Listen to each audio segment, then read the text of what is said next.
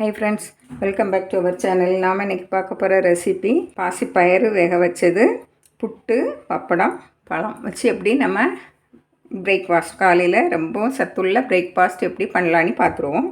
உள்ள தேவையான பொருளையும் பார்த்துருவோம். இன்றைக்கி செய்ய போகிற ரெசிபிக்கு தேவையான பொருளை பார்த்துருவோம்.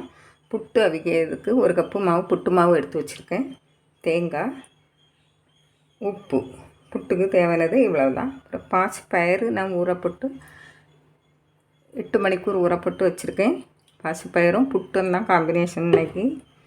அதுக்கு இதை வேக வச்சுட்டு நம்ம அதை தாளித்து எடுக்கிறதுக்கு தாளிப்புக்குள்ளது கருவேப்பிலை, கடுகு, உளுந்தம்பருப்பு, காஞ்ச மிளகாய், எண்ணெய், அதுக்கு தேவையான அளவு உப்பு. இப்போ நம்ம எப்படி பண்ணலான்னு பார்த்துருவோம். இந்த சின்ன குக்கர்லேயே நம்ம புட்டும் வேக வச்சிடலாம். பாருங்கள், இந்த புட்டு மேக்கரையான்ட்டு இருக்குது. இல்லாதவங்க நீங்கள் தனித்தனியாக வேக வச்சுக்கிடுங்க, புட்டை தனித்தனியாக வச்சுக்கிடுங்க. இது நான் இப்போ இதுக்கு மேலே இந்த குக்கர் மேலே வச்சு எடுத்து இதாக வச்சிடலாம். அதே நேரத்தில் பயிரையும் வேக வச்சு எடுத்துடலாம். பாருங்கள், இப்போ இந்த குக்கருக்குள்ளே பயிரை போட்டு இன்னும் கொஞ்சம் தண்ணி விடணும். அளவு உப்பு கொஞ்சமாக போட்டால் போதும். இந்த குக்கரை மூடி நான் வைக்கேன். இது நல்லா கொதிக்கட்டு, நல்லா கொதித்து வரட்டு. இப்போ ஆவி வரணும்ல, அதனால் கொதித்து வரட்டு. நம்ம இப்போ புட்டு மாவு எப்படி தயார் பண்ணுதுன்னு பார்த்துருவோம். பாருங்கள், ஒரு பவுலில் 1 கப்பு மாவையும் எடுத்துருவோம். கொஞ்சமாக இதில் உப்பு போட்டு தண்ணி விட்டுருங்க. பாருங்கள், தண்ணி விட்டு இந்த உப்பு கரைஞ்சிட்டு நம்ம இனிமேல் இதில் கொஞ்சம் கொஞ்சமாக விட்டு பிசைஞ்சு எடுத்துருவோம்.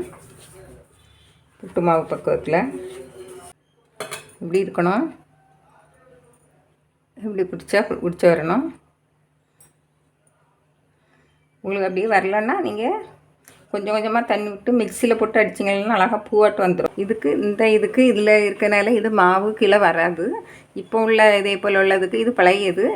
இதுக்கு இப்போ ஒரு சில்லு தருவாங்க, அந்த சில்லு இருக்கும். இல்லைன்னா உங்களுக்கு நீல புட்டு குழல் இருக்கும், அதிலையும் வேக வைக்கலாம். நான் இப்போ இதில் வைக்கேன். இதில் டைரெக்டாக தேங்காய் எப்படி போட்டு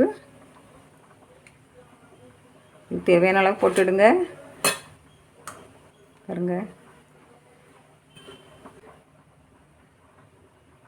பாருங்கள், இப்போ எப்படி அடுப்பில் வைக்கிறதுன்னு பார்த்துருவோம். பாருங்கள், பருப்பு பாசிப்பயிறு நல்லா கொதித்து வருது. இந்த இப்போ நம்ம மூடி வச்சு பாருங்கள், இப்படி நான் ஆவி வரும். இந்த ஆவியில் நம்ம அந்த புட்டு மோல்டை வைக்கணும். பாருங்கள், இப்படி வச்சுட்டா கொஞ்ச நேரத்தில் ஆவி வந்துடும். மூடி வச்சாச்சு. பாருங்கள், ஒரு துணி வச்சு எடுங்க. நல்லா வந்துட்டு நம்ம எடுத்து தட்டிடுவோம். பாருங்கள், உடனே தட்டிடலாம்.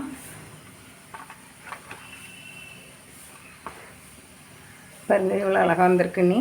இனிமேல் நம்ம அடுத்த இதுக்கு வச்சிடலாம். பயிறு இன்னும் வெந்திருக்காது. பாருங்கள்,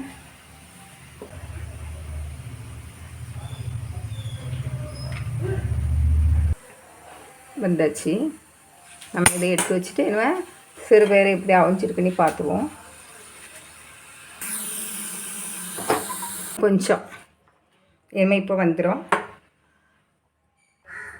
நம்ம இப்போ கரெக்டாக வந்திருக்கோம்.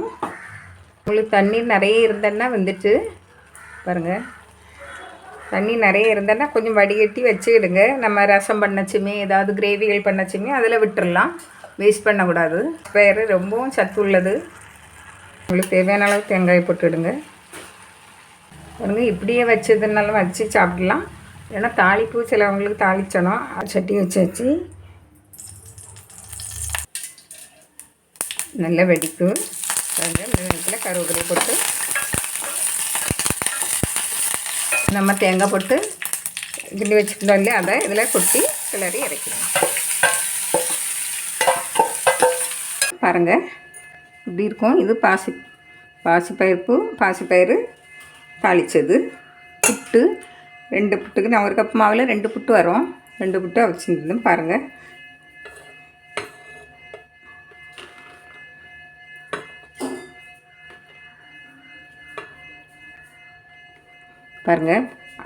பப்படம் பொரித்து புட்டு, வாழைப்பழம், கொஞ்சமாக வெல்லம் தூவி சாப்பிடணும். இல்லை வேண்டாண்டவங்க அப்படியே சாப்பிடலாம். ரொம்பவும் டேஸ்ட்டாக இருக்கும். நீங்களும் இதை செய்து பாருங்கள். பிடிச்சிருந்தால் லைக் பண்ணுங்கள், ஷேர் பண்ணுங்கள், மறக்காமல் கமெண்ட்ஸ் பண்ணுங்கள். தேங்க்யூ.